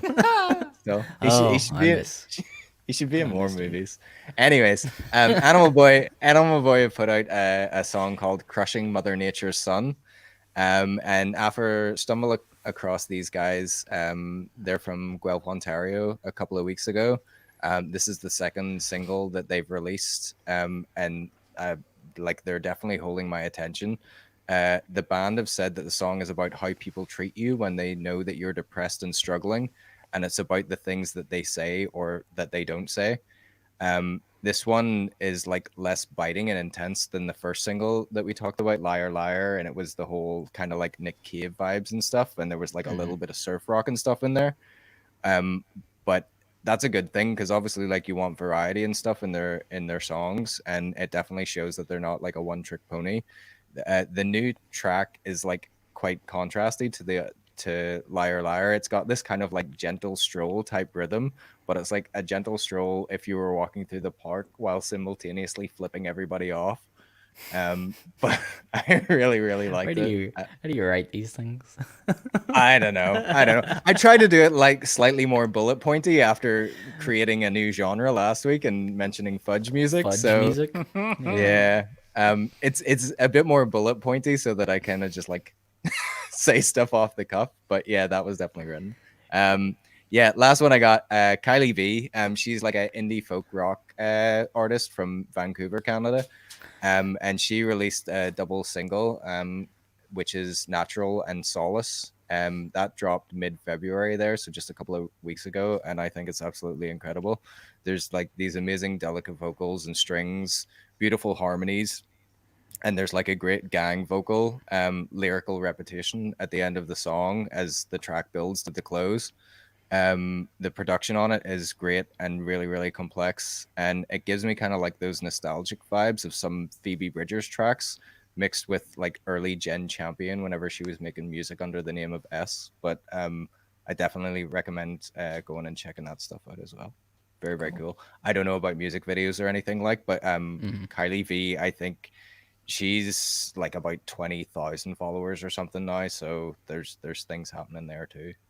Right, okay. Awesome. Pretty cool. Andy, That's all I got. That's all I got. I need Mike to come up with like descriptions of stuff. Just like this sounds like a kitten firing a rocket launcher into a fridge on an icy day. I'm like, what is going on? I feel like this is gonna be my thing now. I'm gonna have to like come up with random fucking descriptions for shit. This is the sound of setting a You know, fire. With the like soles of whenever your you're- shoes. You know, like whenever you're like riding a narwhal over a rainbow, this kind of sounds like that. I might change my Don Mabel to like, what's that quote from Home Alone? It'll be like, Don Mabel, the sound of a toolbox falling down the stairs. That's my new genre. Oh god. And Dash, Mike's. Michael Edgewood, your spaceship great, yeah. reviews Yeah, the sound of that's a your next- toolbox that's falling your down the next stairs. challenge. I The like it. sound of a parrot. It sounds like a parachute, but it's not a parachute. It's a packet of skips. Just come. It sounds like a parachute that didn't open. I'm gonna go full into this for next week. Oh, See, yeah, every band that I have for shoutout segment, there's gonna be the most love it. random fucking I love it. comparisons. Sounds love like a it. wistful dream on a warm summer night. Extremely into this. I've got one thing I want to talk about. But remember when we were talking about remember years ago we were doing whiskeys and you had that guy who was like, this is a smell yeah. of the tar. It road tastes like with tar. It tastes like burnt tarmac and stuff. That guy, he's still on YouTube somewhere. I forget who he is, and I'm like, that doesn't appeal to me. That doesn't make me want to try this whiskey. It's just like I don't want to taste burnt tar. I'm okay. Hints of barley and grass, freshly mowed grass. I'm like, what? Right. I don't want that in my drink. Right. No, my one thing is a South African artist called Thando, but his the way you spell it is TH with the ampersand and then O. Yeah. And his album called Ebusuku, which I think is Zulu for in the night or at night. Okay. And yeah, I watched an interview of his yesterday. By the way, South African news is awkward. There's like so low budget. It's like, the hell's going on here? But he said his inspirations were early Mark Ronson and Jamiroquai. Ooh, So it's got like That's a good mix. That is a good mix. So it's got like an electronic synth. Oh my god, I can pull a mic here. So it's got like an electronic. Come on, give me some synth. really No, I can't freaky do it. description. Come on. It's like if you were playing a synth, but like with your shoe, and then It's like if like you're you were playing doing it at like 80,000 feet in an airplane. with hot dog fingers. There you go. You're getting into This it. really is. My wife has commented on this. He sounds like Noel Fielding jokes, yeah. and I was like, "This is exactly what it sounds like." But yeah, It's but no. like So he just says words. So, my favorite tracks at the minute are there's a song called "Body Like a Gun." There's a song called "Prosecco." Yes, like the drink that all the all the peeps drink. There's a song called "Vampire Tune," which has a sample of. Do you remember Exhibit X? Yeah. But it's not. But it's him doing his own, like it's like done on the piano. Yeah. And yeah, I mean, hopefully, I'll put one of his songs on the playlist. I'm sure, but Yeah. Well, we'll update it's- for March, so we'll it sounds definitely really put him cool. on there. And also, I just want to shout out Larnell Lewis. Oh, That guy, I have an appreciation for that guy now because I was love watching a video just popped up on my recommendation. It's like Enter Sandman, Larnell Lewis like listens to it one time and like plays it, and he's like, I've never heard this song before, and I'm like, hey, how can you not have heard Enter Sandman probably not before? true though. But I know, guess you're making it good for the video. Well, you see, that's what I said. Is like, me and my wife were watching that because I love Larnell Lewis. Like, he's Canadian, he's from Toronto, and he's literally my favorite drummer in the world. Like, he's just, go look him up. He's actually my favorite drummer. Like, there's nobody better than him in my opinion. And he did this video before for, who was it, Drumeo or something It's like that? drum, yeah. Something like that. But he did one before where it was the same idea. He listened to like this jazz fusion track for like one go around, and then he like sort of made notes and stuff, and then he played it in one take and like played it amazing drum track. And the thing was, there was no drums to it, so he invented drums to it in one take. And it was incredible, absolutely amazing. So he came back to do another video with them, and they decided to do something like more commercial, and that's why they did Enter Sandman. So the thing is, I don't really know how it would benefit to like be lying about it, but he tries to claim that he's never heard Enter Sandman before, or at least the whole way through, which he doesn't really strike me as someone that listens to Metallica, but I don't know how any musician has not heard the riff from Enter Sandman at one point in their life. The It's a bit channel's weird. Drumeo. Yeah. Drumeo. It just strikes me as one of those videos, where it's like a guy reacts to hearing like Stairway to Heaven for the first time. It's like, probably not though. Probably not. Kid hears Michael Jackson for first time. I know. You're like, But also on that channel, you've got the guy that done the drums for Thriller.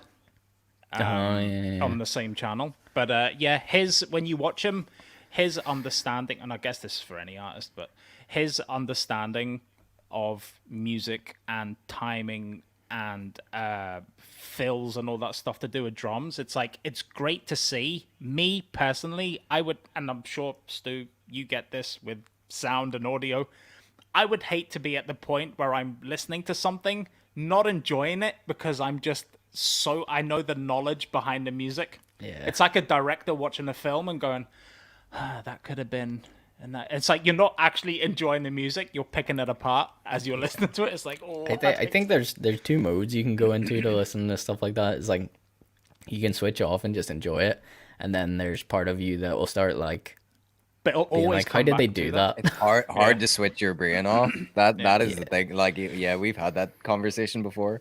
And I felt like whenever we were in B button and stuff, it's like I just felt like the stupid guy who could like play a couple of scrappy riffs, and it's like I'm just fucking loving everything. I'm just happy here. I don't know what the hell I'm doing. And it's like, yeah, there is people that like it. Yeah, it gets so much that it's like, yeah, I'm analyzing every single Constantly. thing. Yeah, But like I get like I got goosebumps watching him play because like his understanding, and then he done another video of other people covering Snarky Puppy. his drum solos and stuff, and Yeah. like they done their own little fills, and you could see him like getting excited about it. Which in 10 I was like, oh fuck. Yeah. But He just seems like a stand-up guy. He seems genuine, and he's just like an unreal drummer. And he's from where I'm from, so like that's why he's top of my list. Best drummer in the world to me. I love him so much.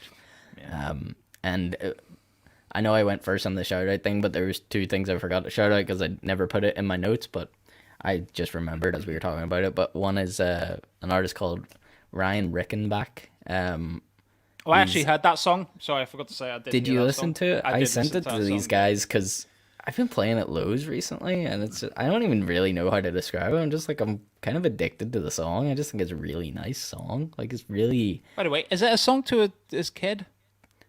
it kind of sounds like it, doesn't it? That's what I got from it. I don't really know much about the guy, to be honest, but it is so chill, like Yeah. unbelievably chill, pretty smooth. He cited certain people as influences, like Foy Vance and stuff. Now I wouldn't say it sounds like Foy Vance at all. I think he tried to describe himself as like cosmic folk or something, cosmic folk pop, and I don't know. It sounded weird, but it doesn't really matter. It's like the song's unbelievable. There's a song called Little One, and that's my favorite song that he has out at the minute. Yeah. But like we always say on this show, not the like, you're not putting them down, but it's more like it's somewhat ground level stuff. Is like the listens are kind of low on this thing. I think it sounds incredible. It's from the States somewhere. I couldn't really find a lot of info on the guy, but I would highly recommend that song. I would go and check it out. And then the one that I can't believe I forgot to say at the start is like the song that I haven't been able to stop listening to since it came out, which is Harbor by New Pagans. They've done it again. They've done it again, guys. New Pagans are just reaching another level for me. I can't wait for this debut record that they're gonna release. They have a song called Harbor at the minute, and they do, like, I'm right here, they do this thing where it's like they have such a great song, and then they kind of have like this outro section where it's always like some sort of repetitive mantra of something, and they do this again on this song. They've done it on Charlie Has the Face of a Saint. They done it on Christian Boys. It's constant with these guys, and I love that they have this like sort of hooky outro like to songs as well as like a great chorus. And I don't know, they're kind of my top band from around this area at the minute. New Pagans, like go and listen to them. I just love what they're doing. I love it so much, and that's all I got. We all good? We got everything for shout out? That's all I got. Mike, you good? Yeah, I was just gonna add, because you just reminded me of another thing. CMAT's single dropped, called "I Don't Really Care for You." That's It right, is it's so out. good. I It is forgot it's out. so amazingly good. I recommend just go straight, check it out. Don't have to say anything about it. I think CMAT's gonna take over the world eventually. Like she's on fire. She's going places. It's fine. It's so cool. But also can't end the shout out segment without mentioning, I don't think that we've said yet that we have, or have we said in a previous show, we have the equivalent of our Distant Sound Waves Spotify playlist. We have one on YouTube as well. Did we talk about this already? We did. We kind of said It we does were no setting harm it to up. remind people. Yeah, it does no harm to remind people anyways, but it's basically like a playlist that you can stick on, but it's got all the really, really cool videos and stuff of anybody that we've been talking about that's making cool music on the show that also then has a music video on YouTube. We're making a playlist that you can kind of just stick on, put on repeat, put on loop, put on shuffle, whatever you want to do, and just go on and see a load of really, really cool music with really cool visuals to go along with them. But that's on the YouTube page. You're probably watching this right now on the YouTube page if you're tuned in already. And if you see this later on Facebook, go over to the YouTube page. YouTube. Yes. Subscribe. YouTube, subscribe, and all that good stuff.